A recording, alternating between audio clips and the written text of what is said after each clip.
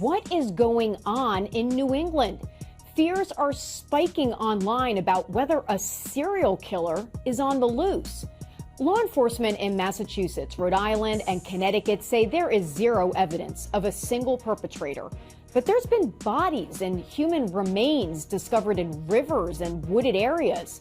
So is this a case of tragic coincidences, or is there a larger, more chilling pattern emerging across New England? I'm Kristen Thorne, and this is In Touch Investigates.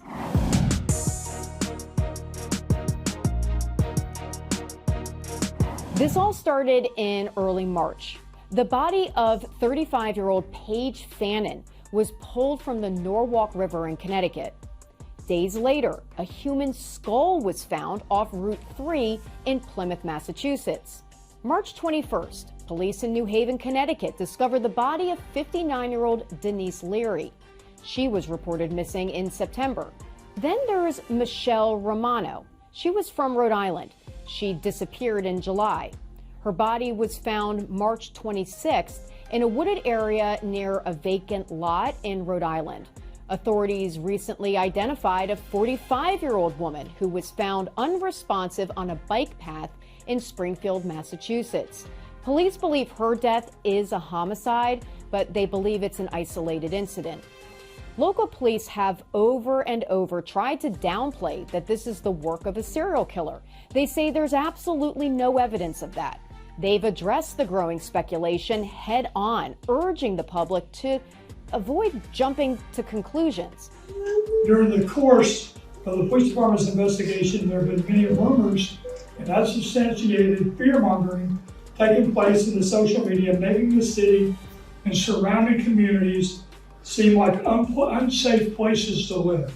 Multiple New England serial killer groups have been formed, though, on Facebook with tens of thousands of followers, all prompting theories of a serial killer quietly stalking the Northeast. This isn't the first time there's been rumors and concerns about a serial killer in Connecticut specifically. From 1978 to 1987, 7 women were found stabbed to death within close proximity of one another. The cases became known as the Connecticut River Valley Killings. Investigators have never officially connected all the murders, but they've been trying to track down a suspect for nearly 50 years. What's happening in Connecticut right now is bringing back horrible memories for a woman who believes she survived that suspected Connecticut River Valley killer. Jane Borowski, thank you so much for joining us and for being strong enough and brave enough to tell your story. Can you bring everybody through what happened to you in August of 1988? I was 22 years old. I was 7 months pregnant. I left a fair, headed home, a small county fair. I was headed home. It was really hot that summer. It was at night. It was late at night. And I decided to stop at a store that was closed, but it had a soda machine outside. So I decided to stop and grab myself a soda. Now, this is 1988. This is a small town that virtually had no major crime, Swansea, New Hampshire. And as I was sitting there drinking my soda, getting ready to take off, this vehicle came and pulled in and parked right next to me on my passenger side of my car. And this monster got out of his car and walked over to my driver's door and tried to get me to go with him. He did get me out of the car. He held the knife up against my neck. He tackled me down like a football player, got on top of me, and ultimately stabbed me 27 times and left me for dead. I really tried to protect my baby. I tried to protect the torso part of my body. He mostly stabbed me in the chest. So after all this happened, when did you start hearing about these other women? Well, I was in the hospital, and I happened to read an article about these other women and how the authorities were saying there's a connection from me to this serial killer. The Connecticut River Valley serial killer, they had named him. So when the detectives came up to the hospital to do some more interviewing with me, I asked them, And they said, yeah, they believe that there's a connection with me and the others. And then I find out there were 7 others that did not survive. I was the only survivor.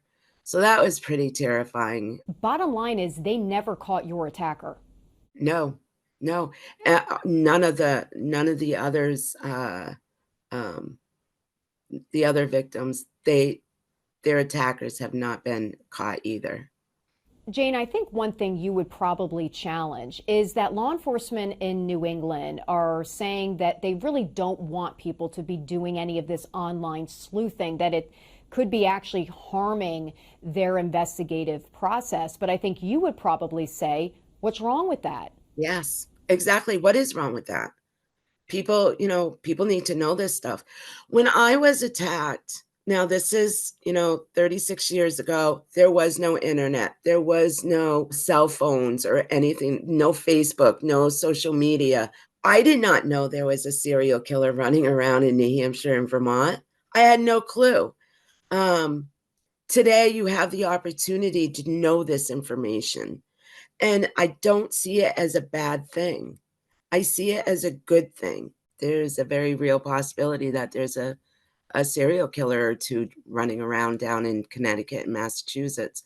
Jane Borowski, thank you so much for sharing your thoughts with us. For now, authorities across New England are urging caution, but they don't want people to panic. The official line is clear. There is no confirmation of a serial killer.